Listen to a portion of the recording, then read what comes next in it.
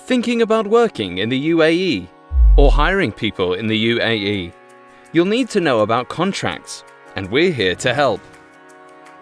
Hello, I'm Limited. And I'm Unlimited. We're here to tell you about the two types of contracts provided for under labour law in the United Arab Emirates. This is limited term, me. And unlimited term, that's me. The type of contract you will use will depend on the situation that's involved. The key differences between us are related to two issues: The ability to lawfully terminate. and the payment of end-of-service gratuity. I'm used more for project-based work, where there's a set time frame that everyone knows about, employer and employee. I'm more flexible because either party has the right to terminate me at any time. Of course, that depends on the employer having a valid reason for terminating. Here's our lawyer friend Natalie with the details. Limited term contracts automatically terminate at the end of the agreed period. If they are terminated before that, there is effectively a breach of contract by either party.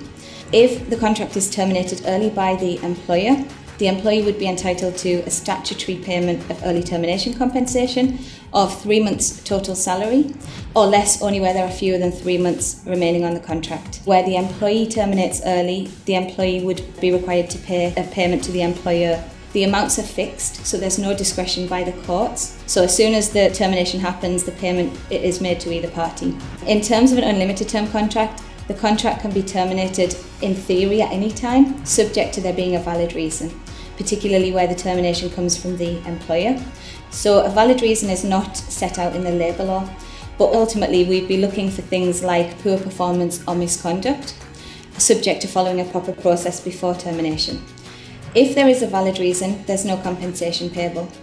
If there is no valid reason, the employee would be entitled to payment of a discretionary amount of arbitrary dismissal compensation, and that amount would be up to 3 months' total salary.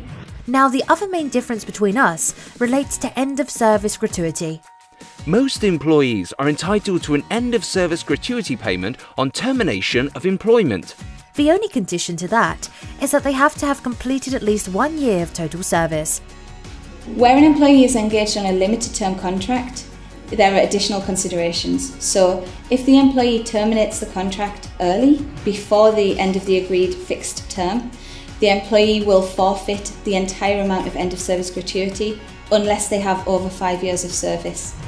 In contrast to that, employees on unlimited term contracts are entitled to a payment of end of service subject to completing 1 year of service. They don't have to go up to 5 years, but if they resign before completing 5 years, their entitlement may be reduced, but they wouldn't forfeit the whole amount. Who are you? I'm part-time contract. I've recently been announced by the Ministry of Human Resources and Emiratization. I'm related to you, Unlimited, so let's stick together. Our Tamimi Company's employment department can help you figure out what type of contracts are right for your business. They can also help with a range of other employment issues. It's their job